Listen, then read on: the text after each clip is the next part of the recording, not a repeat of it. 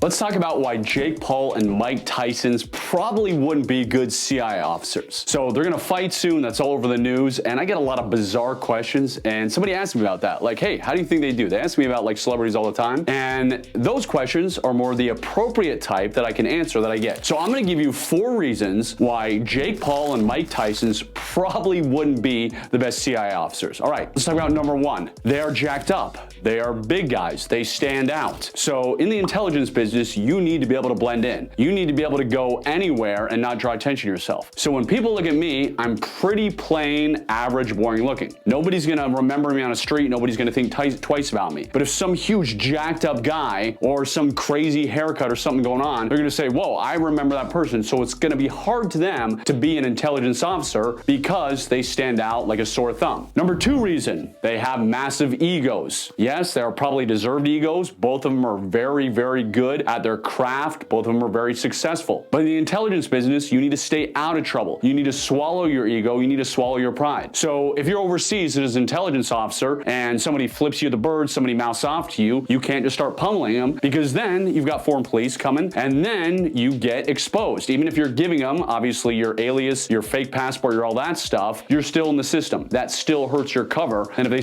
somehow find out your true name, then you're in deep, deep doo-doo. So you've got to be great. Even though you're very well trained, even though you're very well skilled in self-defense, you've got to be trained in just letting it go and swallowing your pride. Even today, if somebody flips me off, even though I want to rip their face off because I'm a normal human being and it makes me angry, I just let it go because it is not worth it. You always want to avoid the confrontation unless there's no other option. And then, of course, you engage, you defend yourself, you use self-defense. Okay, number 3 reason that Mike Tyson and Jake Paul probably wouldn't be the best CIA officers. It's because they're trained boxers. And guess what? In boxing, there are rules. You can't gouge in the eyes. You can't knee in the groin. So both men, tough, strong, but if my life is on the line, if I'm overseas and I'm attacked and somebody's about to kill me, well, of course, there's no rules. There's no rules on the streets. So they've ingrained in their mind that, hey, I can't hit below the belt. Hey, I can't go for the eyes. I was gonna say Mike Tyson, he can't go for the ears, but hey, that's Mike Tyson. I guess he can do other things. But in all seriousness, if you are in a self-defense situation, your life is on the line, no holds barred. You want to gouge the eyes. You want to knee in the groin. You want to do a nasty headbutt. You want to crash into the attacker and go crazy and do whatever it takes to survive. So you don't want to have some martial art where there are rules where they say, wait a minute, we're in a tournament here. You can't knee